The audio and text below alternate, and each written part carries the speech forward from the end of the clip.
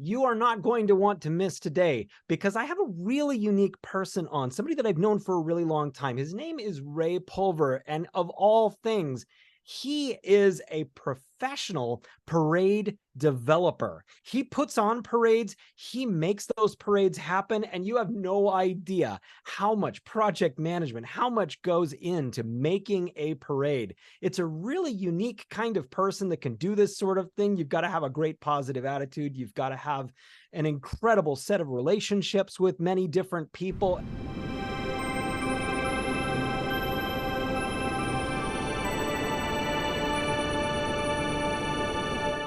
Ray Pulver, thank you so much for being on Mindful Mutiny.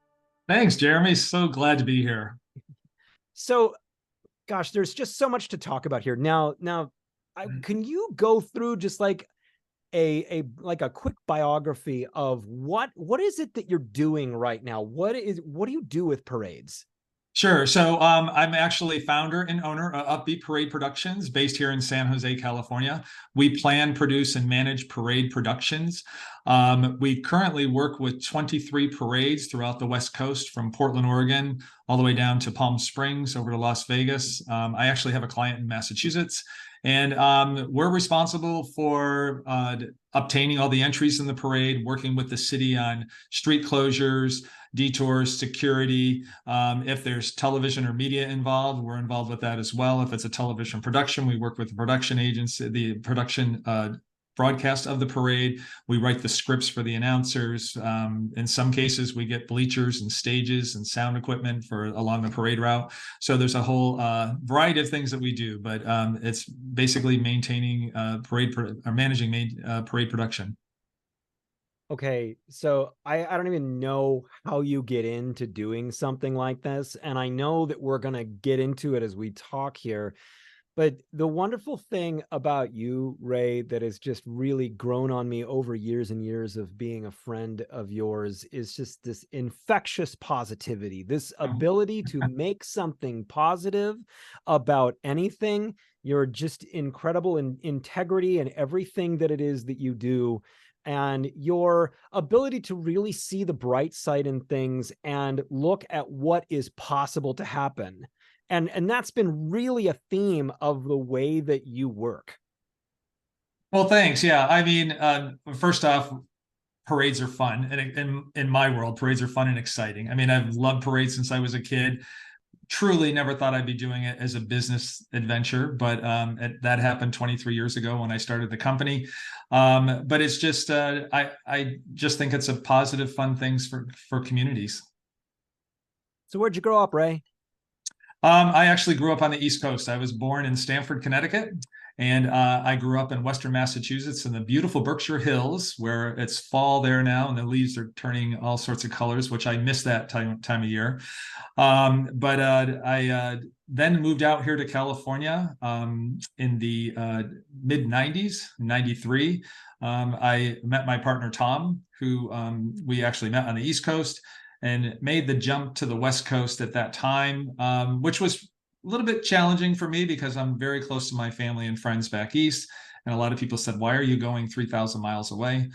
But I was offered the opportunity to start my parade career professionally. I was actually doing the 4th of July parade back in my hometown in Pittsfield, Massachusetts for almost 20 years as a volunteer. And I learned all the different aspects of putting a parade on through that. That parade became the first nationally televised 4th of July parade in the country. We were in 200 markets across the country on PBS, and we were also on the American Forces Network around the world. So an opportunity came here in San Jose that the holiday parade was looking for some professional assistance. So the city hired me to help with their television broadcast and some other elements of the parade. And I worked on that parade for a few years. And then in 2000, decided to start my own parade production business. So here we are. So before you ended up doing parades professionally, you were doing them as a volunteer. You were working on it. You were learning the ropes and doing these, what I'm assuming to be relatively small parades out on the East Coast. And you had day jobs. And you were telling me a little bit before that you did some time in an architecture firm, and then you went some places from there. What were the day jobs that you had that you were doing while you were doing parades on the side?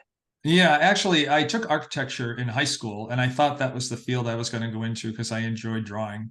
And I did work for an architect firm for a couple of years, and unfortunately, at that time, they started layoffs in that field. So I ended up being laid off, and I could not find another job in that industry. So I went on to banking. I just was looking for a job. I didn't have a degree in architecture at the time, but so I ended up in banking. I was in banking for 11 years. I started out in the operations department, just computer inputting for new accounts that were open, and then worked my way up to the management position of that department, managing nearly 30 people.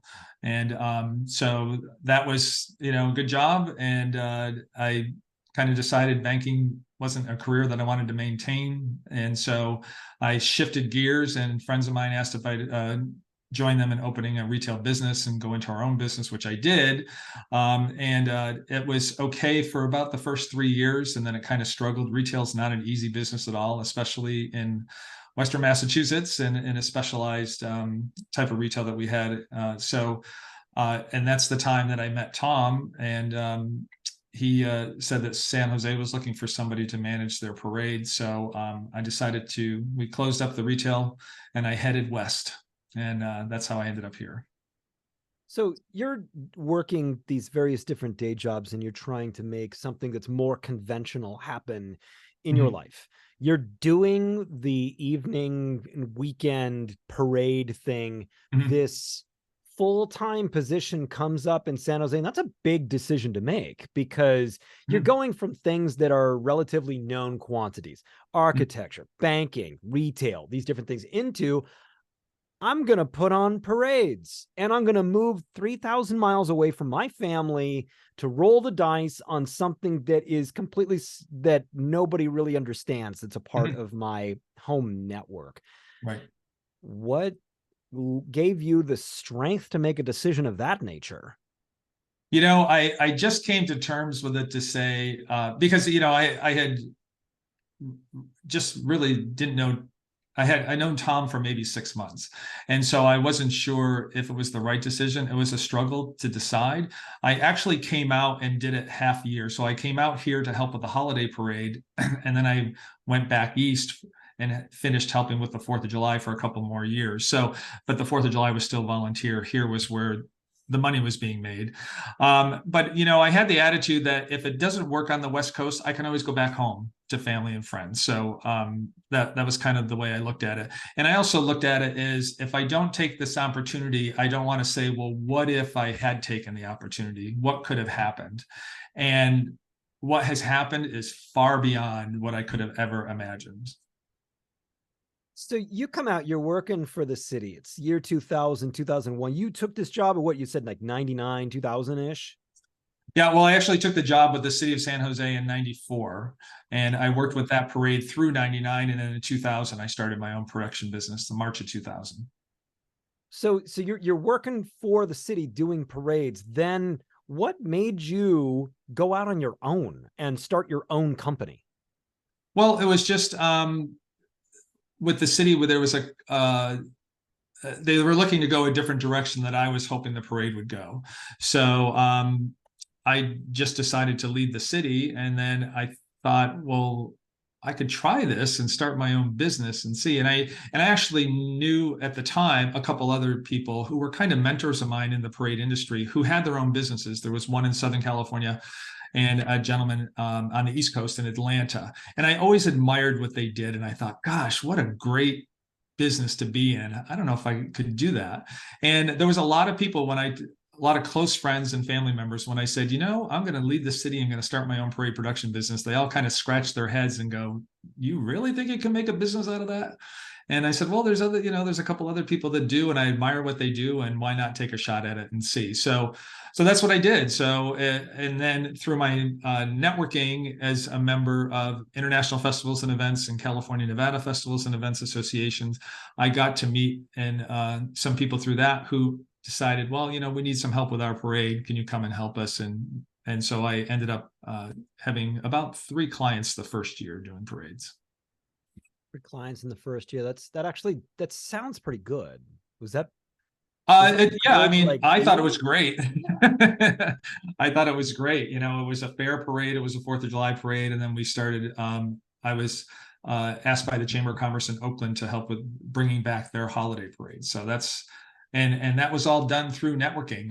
You know, I did a presentation at one of these event seminars, and somebody at the seminar said, you know, I'm supposed to do this Oakland parade, but I'm not able to do it. Would you be interested in talking with the chamber and bringing in your insight on it?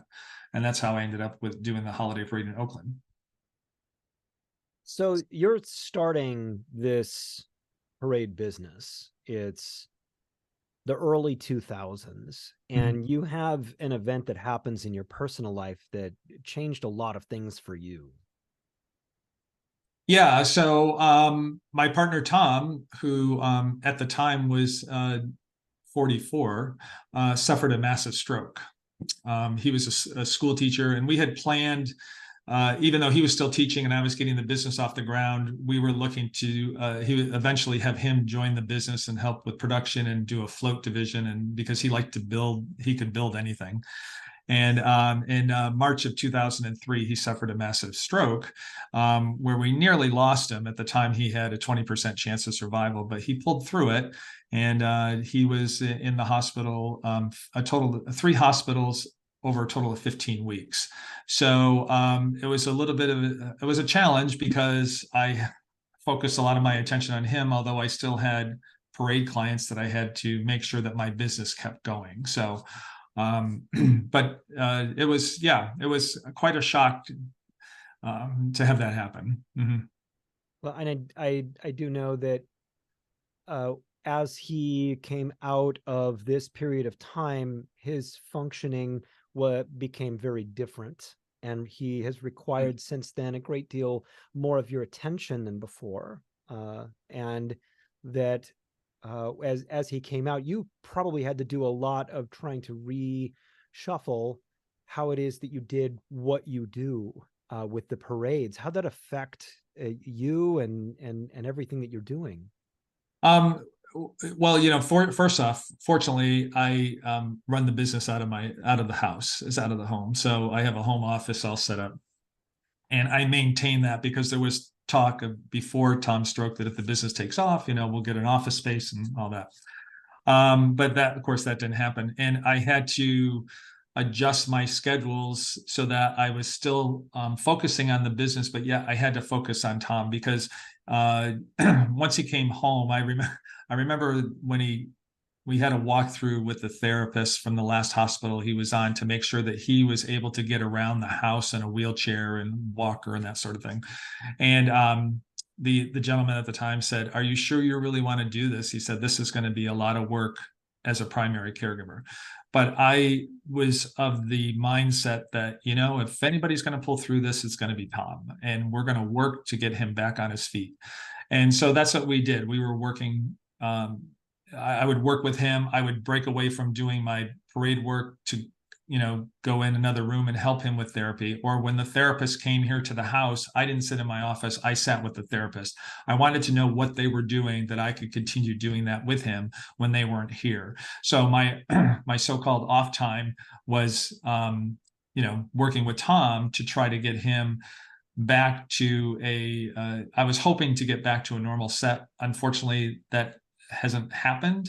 Um, the good thing is he's cognitively good, but he's primarily in a wheelchair. So I'm still his full-time caregiver here. I'm fortunate that I do get assistance from his family because I do still go back east to see my family.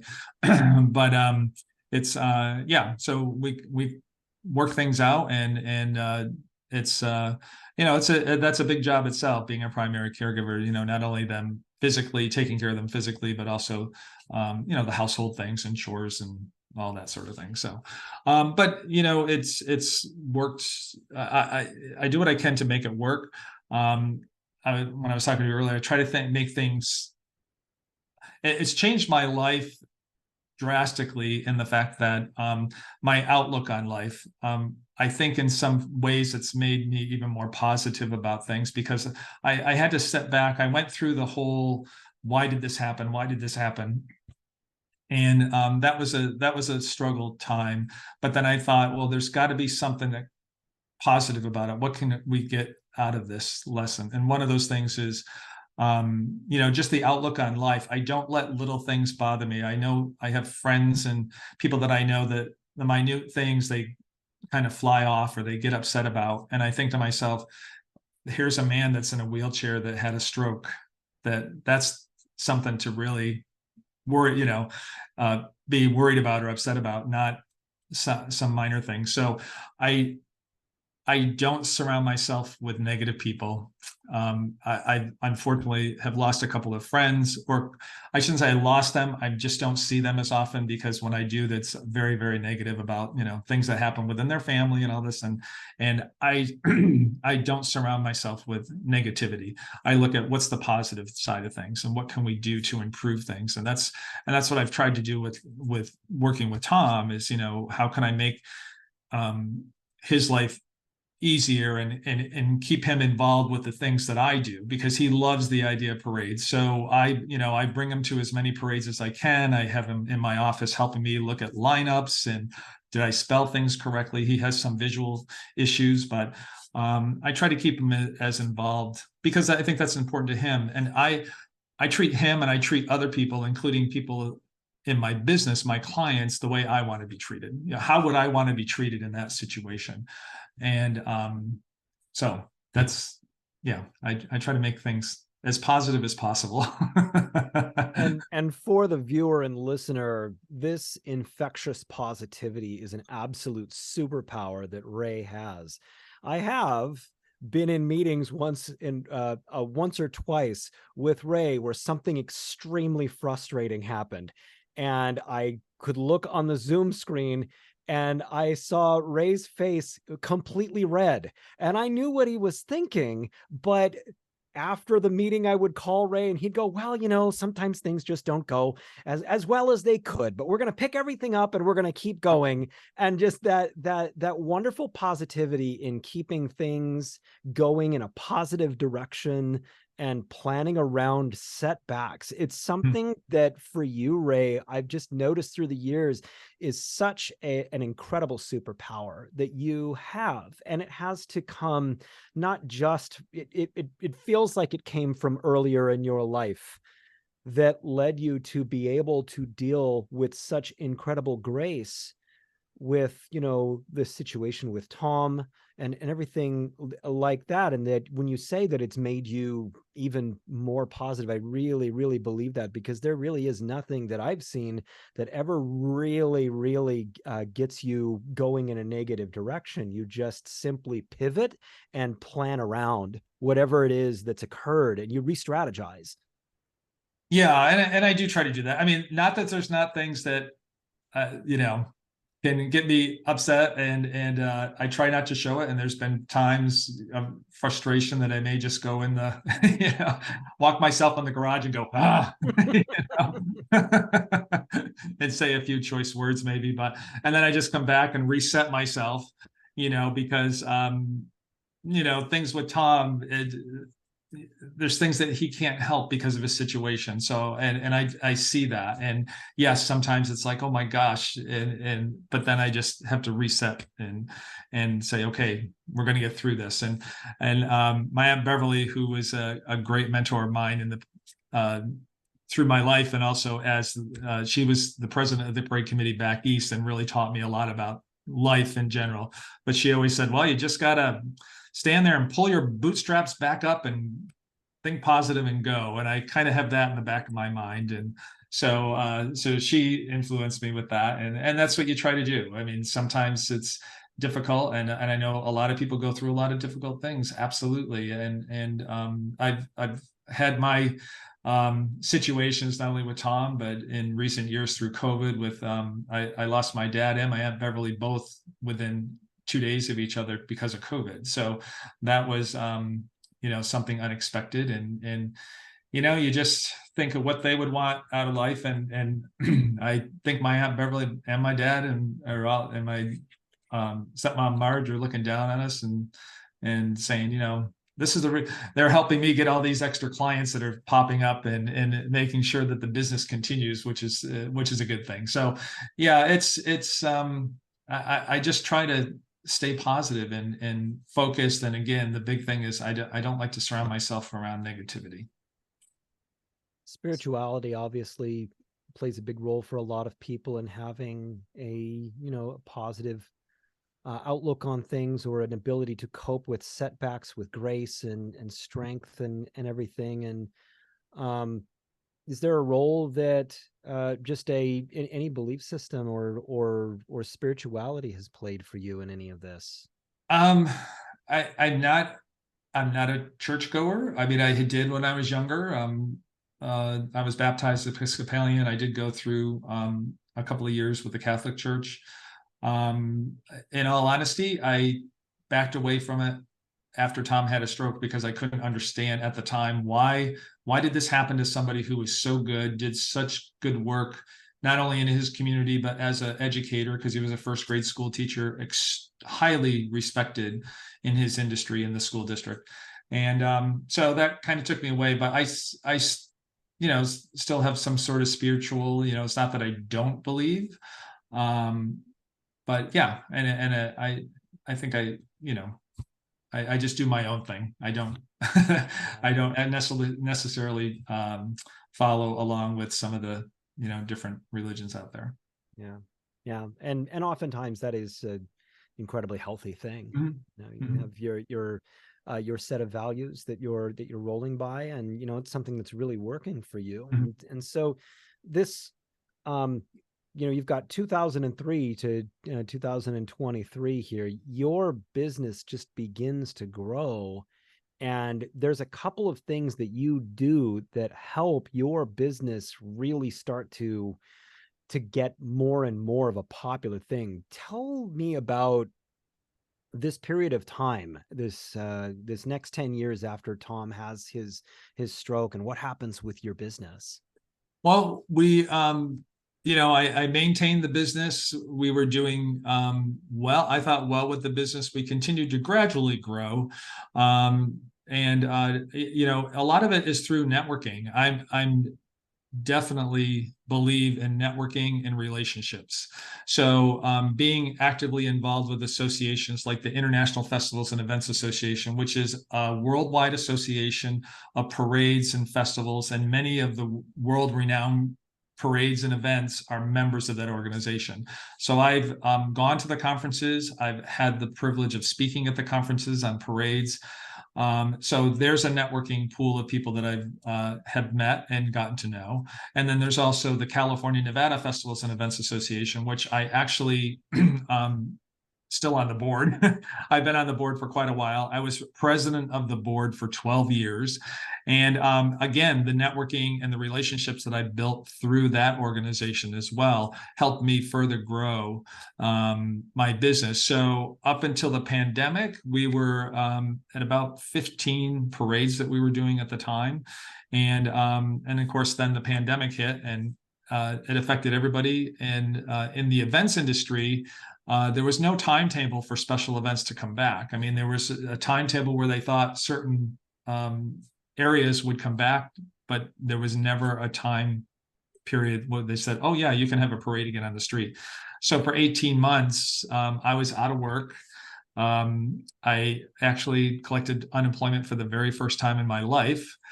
Through that period, just to maintain myself. I did, have funds in the bank, but I was trying to just to maintain myself, and I did take advantage of the different grants that were available. So, but I really didn't know what was going to happen to the business, because I didn't know if any of these organizations would survive, and would they have the money to put parades on? Would the cities cut these things out of their budgets? And so I really didn't know what was going to happen. And coming out of the pandemic, we gradually started getting some of the parades that we had back online. And then all the cities and downtown associations, they all decided, we're back. We want to do activities, and let's have a parade, or let's bring this parade back that's been gone for so many years. So my business has skyrocketed pretty much since the pandemic. And as I said, we're up to 23 parades on our schedule this year. We're possibly adding a couple. I just got word of a major parade contract that we just landed on Friday. So that's coming up, and then I've got probably at least a half a dozen new potential parades for next year that have inquired with us to help them produce. You do something so well, and I've watched you do it several times. The way that you have been able to maintain your effectiveness with running parades, it's about your network, and the network that you've built of community people. When you think of a parade, I think it feels to a lot of people like that's something that people did a lot in the olden days, I guess. You Mm-hmm. know, and one of the problems with our civilization now is that we don't really have the average person doesn't have a strong connection to their own community, their Mm-hmm. own physical city, town, what have you. Mm-hmm. And what a parade really is it's a celebration of the community Mm-hmm. itself. And Mm-hmm. so in order to do these events, you have all these different groups, cultural groups, political groups, news groups, musical groups coming together to to have an event. You get to know a lot of people in this, and it's been able to help you have the resources so that you're kind of this incredible one-stop shop for parades. If there's a need for a parade, who's the guy? It's Ray Pulver, because not only does he know how to organize something like this, he's got the relationships to be able to pull everybody in Mm-hmm. and make it happen. So over time, how have you made these relationships, maintained these relationships, and continually grown your prominence in this industry through this incredible ability to engage in community?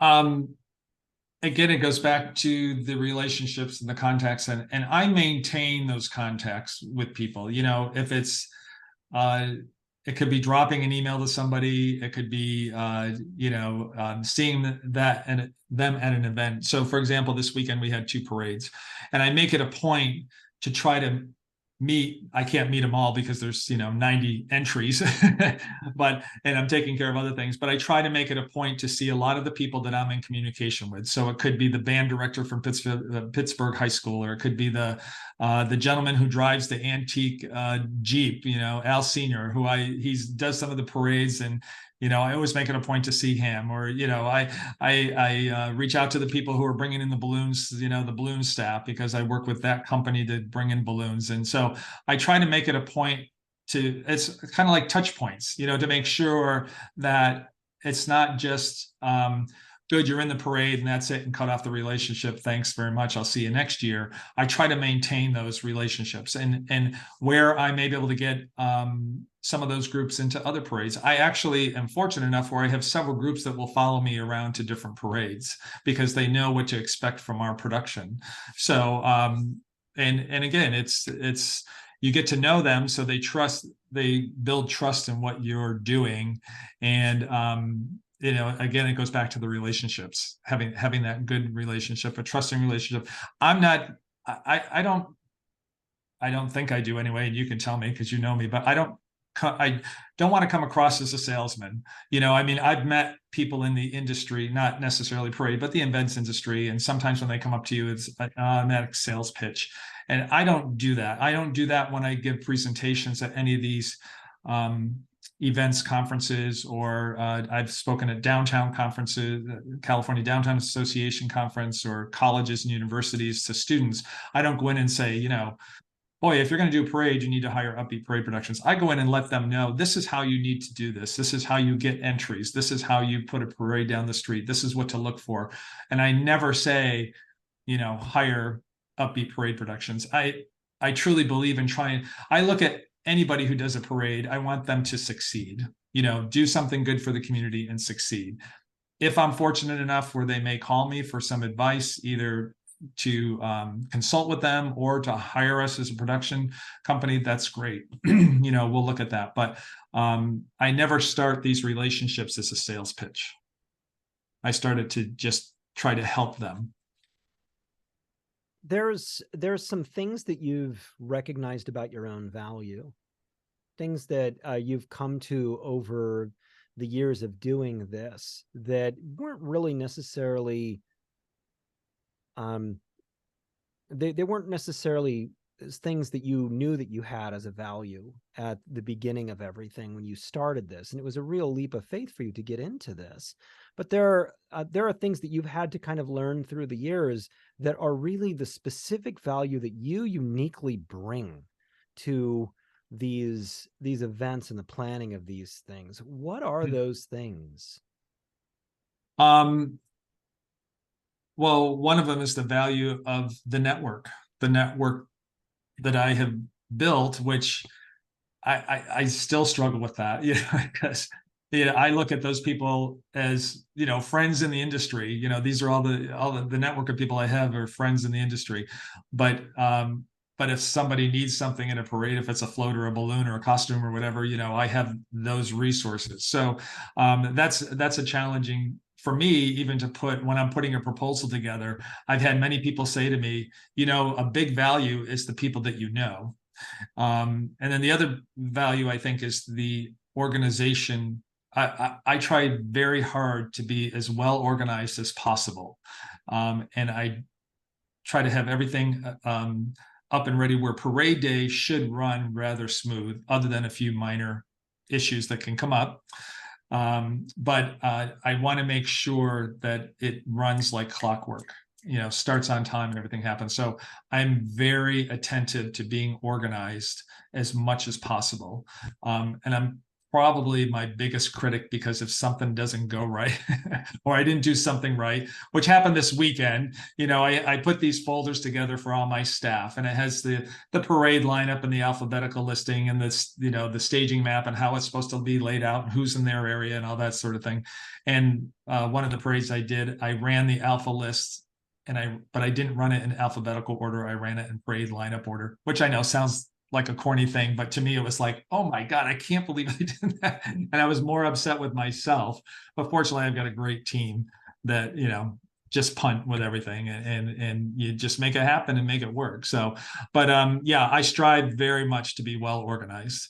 And again, going back to the personable, I try to be as positive and personal, and there's times where I had a couple people in yesterday's parade that were a little bit on edge, and sometimes you have to, you just roll with it. I don't get upset with them, and I try to make, light of the situation, or just say to them, it's just a parade. Have fun with it, So, yeah, but overall, 99.9% of the people are just there to have a good time and celebrate the community, and that's what it's all about. And to me, the reward, I'm so fortunate. I have to pinch myself still to this day that we get paid to do this. But to me, the reward is the thousands of people lining the streets to see this go down the street, and how happy the participants are, and the reaction the participants are getting from the spectators. That's all I need to see. So You talked about some of the crazy things that you alluded to it, some of the crazy things that happen. What is the most crazy thing that's happened in a parade? oh gosh. um well, it's kind of run the gamut from years ago when I was doing the 4th of July parade back east. One of the floats caught on fire in the street, so No. we had to get the fire department there to take care of that issue. We've had protesters sometimes at parades, and we have to be very conscious. That's another thing a lot of people may not realize, is that when things happen in the world, we have to take a look at and see, is that something that could affect the parade in some way, so those things we're cautious with on that. I've had accidents where people fell off horses, or the horse reared up and people fell off, and so there's a variety of things that could happen. We try to be very strict on rules and guidelines, and my staff tries to make sure that the people are following the guidelines that we set, because I believe in safety first, and I want people to have a good time, but they got to do it safely. So, so there's a variety of incidences that could happen. Fortunately, they're far and few between in most cases, although this weekend was a little bit of an exception with a couple people getting hurt at the parade. Fortunately, they're okay. But those are things you have to look at and take into account. But it is, as the world has changed, and just as there's a lot of different issues that we have to watch for. And some of the cities are more secured than they were. I mean, it used to be, you just put up a few traffic cone barricades around the area of where the streets are closed. But because of incidences that have happened in other parades where cars drove through and unfortunately killed people, we have to put up, in most cities, are big trucks to block for street closures so they don't get into the parade route. There's bomb sweeps that are done now in staging areas and along the parade route. In some cases, there's police up on rooftops monitoring everything that's going on. So those are things that we have to take into account. If there's certain dignitaries in the parade, we have to notify most of the cities that, we have either the mayor or the congressperson or whatever in the parade. And so they have to be alert of that for security reasons. So security's really changed quite a bit. People on the street don't see that, but behind the scenes, we're well aware of what's going on. So early on in your career here, was there a sense of you just not quite knowing if this was going to work? Yeah, when I started my business, definitely. Yeah. I wasn't sure, and I was really concerned on, if this doesn't work, what am I going to do? So I was persistent though in trying to get the word out through these networking areas.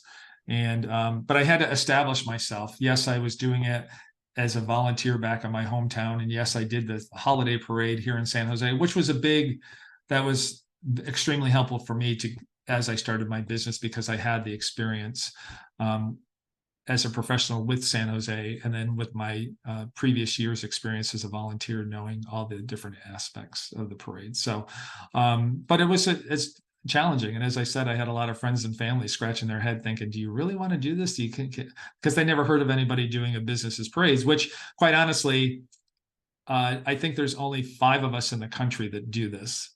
So, and the majority of them are on the East. I think there's 2 of us here, 1 in the South, but unfortunately, that business is not doing as well as it used to. And then there's Atlanta, Philadelphia, Florida, and 1 other up in the Northeast. So there's not many of us in the field focusing just on parade production. How long was it into doing this that you knew, or were starting to see the evidence that it's actually might work? I think it was probably right around the time Tom had his stroke and coming, where we started adding a couple of more businesses or more parades to our business, and learning that people were talking about us at other events. So Was that like 3 for years example, in? yeah, about 3 to 4 years in is when I knew that it was kind of taking off, because I was getting calls from like the Monterey Old Town Association contacted me and said, oh, well, we were talking to the people from Hollister who said that you do their parade at the downtown or the California Downtown Association. So they were networking without me knowing it, but they were saying they were talking about doing a parade in Monterey and bringing back the 4th of July parade. And this other community said, well, we work with, Upbeat Parades. Why don't you contact Ray? So once that networking starts, and that happens all the time. My business has been built on networking. I mean, I have my website. I'm not really prominent on social media, but I try to put things out there about the business on social media. And I do support California Nevada Festivals and Events Association at the convention, but it's not like I put out ads on Google or whatever. I did purposely name my business what I did because I wanted to make sure that people knew what the business was. So when I named it Upbeat, and Upbeat came from the fact that, parades are fun and upbeat and the beat of a drum. So I said Upbeat, and then I wanted to make sure Parade Productions was in it so people knew what it was.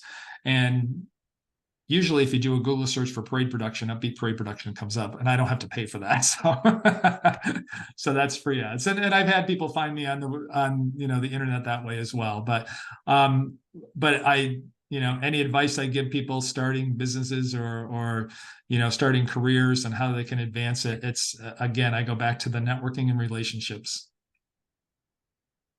That's kind of where I was going to go next with regard to, if you got a young person who's got a good idea, or they Mhm. think they do, but it feels like a long shot to them, but they think there might be a market for it. And you've talked a lot about networking and how important that's been to you, and it really has been the important part of growing what you do. Mhm. What are the other pieces of advice that you would tell somebody who says, I think I've got an idea, I don't know if it has wings, I don't know how to make this happen, should I do it? Yeah, I'm the adage of follow your passion. If you're passionate, I am very passionate about what I do and about doing parades. So follow your passion. I remember when I was in my 20s saying, I'm going to retire by the time I'm 40. I'm going to do something with my life, never knowing at the time I was going into the parade production business. But having gone into the parade production business is kind of like retiring almost, because I still pinch myself that but I'm doing something I absolutely love and very passionate about. So I would tell people think they may have an idea, if you're passionate about it, go for it. Check with other people that may be in a similar type of industry or in that industry, or which I did, because I actually built relationships with the gentleman who at the time was running a parade production company out of Atlanta, Georgia, who I admired, and he became a mentor to me. And he actually hired me because when I moved out here to California, he knew that I came out and he was doing the Chinese New Year's parades in San Francisco. And he hired me as part of the production team to work with him on that, which was terrific. And then I also, had a gentleman in Southern California who at the time was running a production company who does the Hollywood Christmas parade, and he did many parades in Southern California. And I got to know him as a fellow board member that we were both on the board for California Nevada Festivals and Events Association. We never competed for customers at all, but he was a true mentor. I would listen to him and what he was going through and what he did. And it really helped me a lot. And, to this day, he still calls me and wants to know how business is going. He's since retired from the business, but he's really pleased to see where we've taken our business. So that's good. So I would, again, it's the, follow your passion, build that network, and talk with people who may be in that line of work and see how they've become successful. What is your website? My website is upbeatparades.com. Fantastic. Um, Ray Pulver, thank you so much for being on the Mindful Mutiny podcast. Thank you for your friendship. Thank you for your incredible sincerity. Thank you for sharing your story here, for being a beacon of positivity, a beacon of how to put something together and just keep working hard with strategy and network and working through the kinds of major things that people go through and that people survive, and that you can make the best of in so many ways. And I just appreciate you being here and sharing your story. Oh my gosh. Thank you so much for asking me. And I adore you as a friend, and thank you so much. Thank you for listening to the Mindful Mutiny podcast. Now go be something great.